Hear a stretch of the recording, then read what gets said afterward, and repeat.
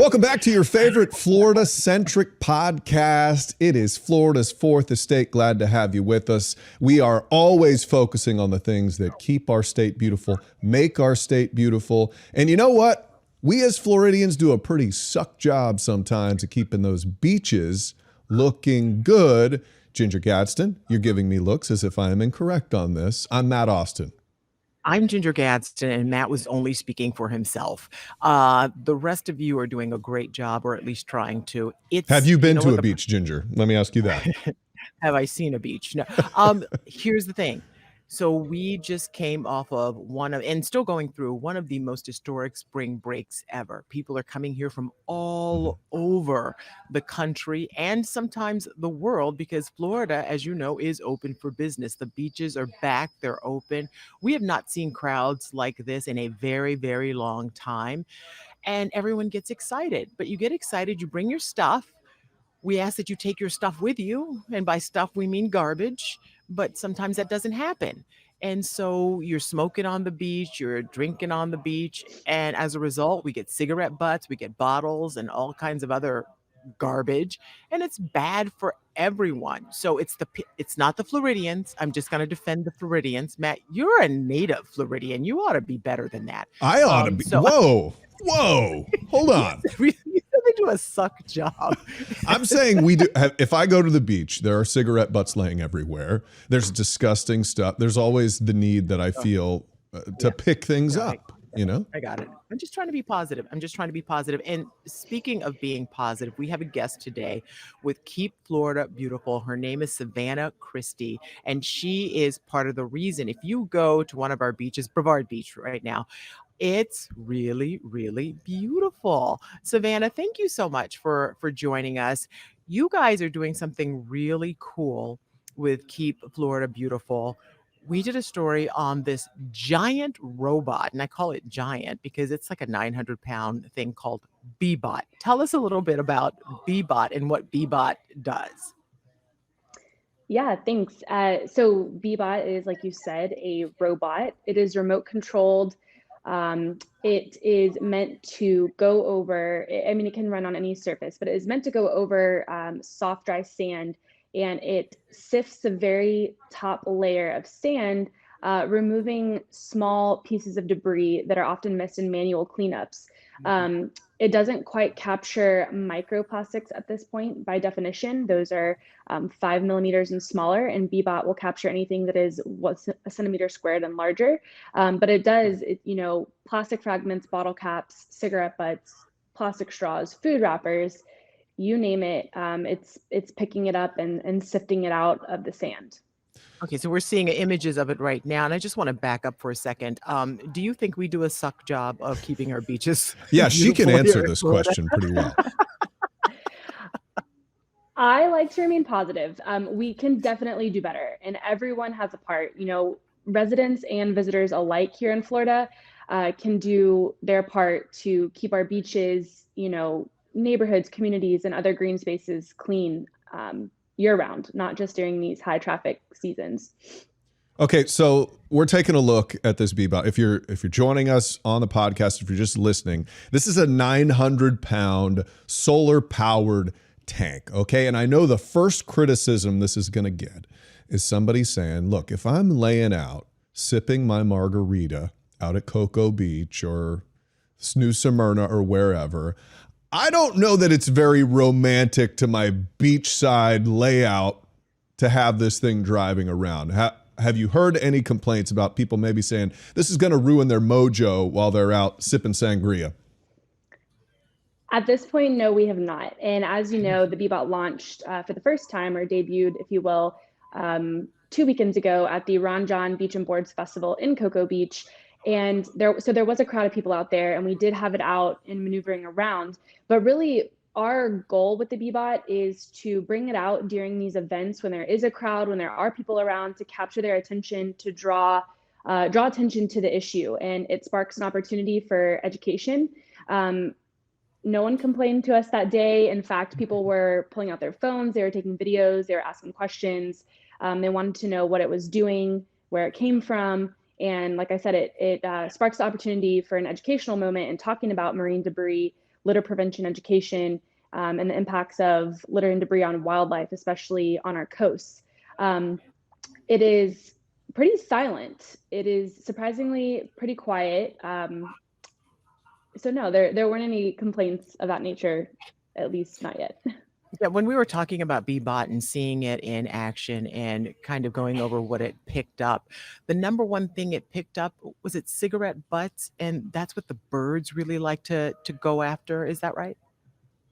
It was collecting a lot of cigarette butts. We just have only had it out in action so far. The one day there, we had some weather that pushed us off the rest of the weekend. So when we had it out there that Friday, yes, cigarette butts were probably the more frequent thing that it was capturing, along with the other things like straws and food wrappers, again, bottle caps.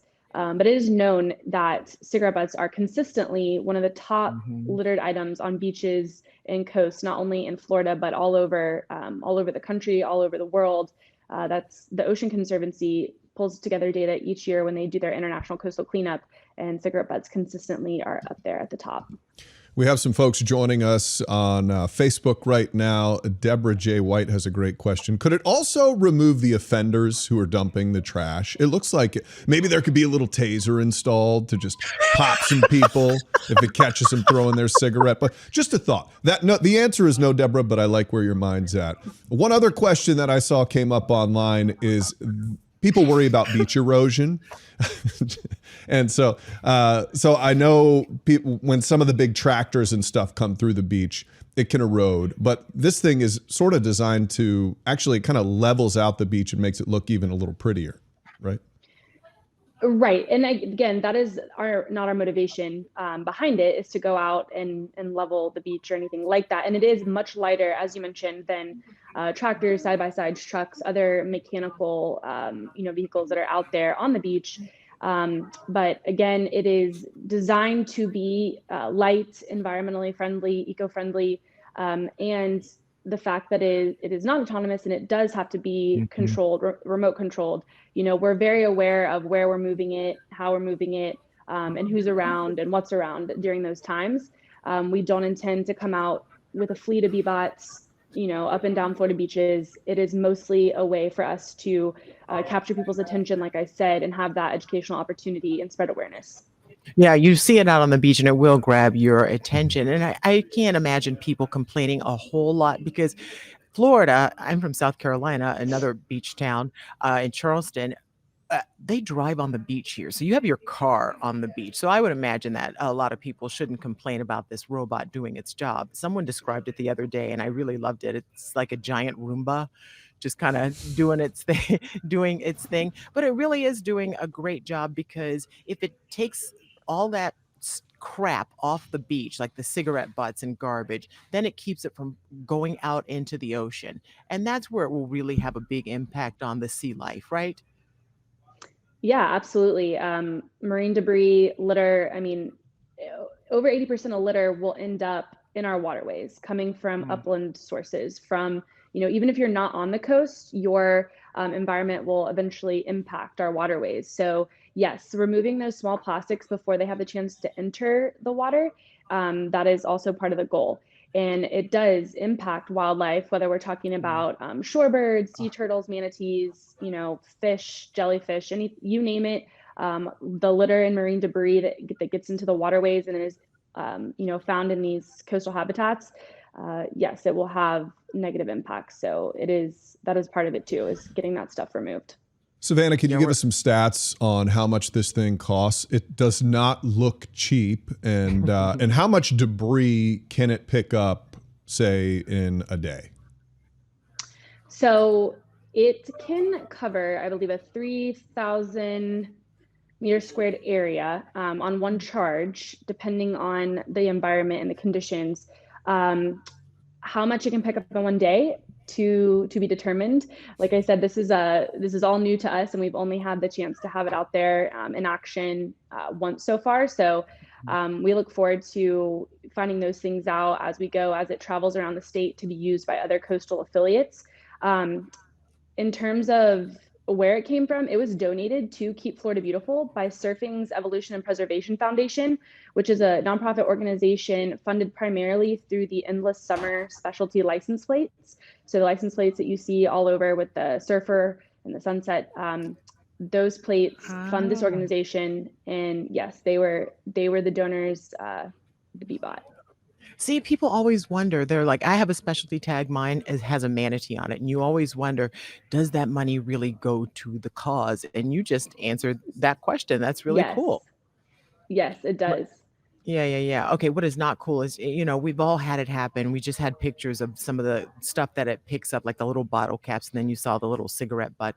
And, people take their families, they take the kids. Kids like nothing better than just stick their hands into anything. And you're trying to just have a nice, really fun day at the beach, and your baby's putting cigarette butts. Now, it's not just wildlife, it's people too.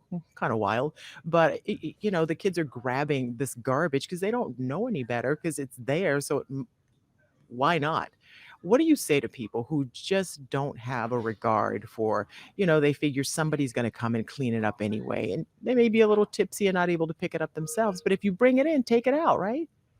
Exactly. Absolutely. We're always encouraging people to pack it in, pack it out, leave no trace, properly dispose of your garbage. If you see litter, pick it up and put it in its place. It is true that there are people who have that mindset, and it's just, they think, oh, it's just one butt, or it's just one straw, or it's just one piece of trash. But when you multiply that by everyone in the world, all of a sudden, here we are with this problem. Okay. And so, again, I want to clarify for anybody who sees this out on the beach, this is not an autonomous vehicle. As Savannah said, someone is driving it. So if your chihuahua's out there on the beach, it's not going to get sucked up by this thing. Are there some safety protocols? I know a person's driving it, and I've seen the inside of it. It's not like scissors or a lawnmower inside chopping things up, right? It's kind of this grate that just sort of shakes articles from the sand, correct? That is correct. Yes. No giant jaws, no teeth. And again, it's remote controlled. It moves relatively slow. And we're definitely focused on being aware of the surroundings when we're employing it. So if we see it out at one point, do you know the next date that you guys plan on taking it out to maybe a special event? Yes, there is an Earth Day event, I believe, in St. Lucie County. I don't have the exact date for it, but we will have this information up on our website, keepfloridabeautiful.org. We have a statewide calendar of events there, so you can find the information. But it will, like you said, travel around. It's going to go over to the West Coast, up in the Panhandle. So it's gonna make its rounds around Florida.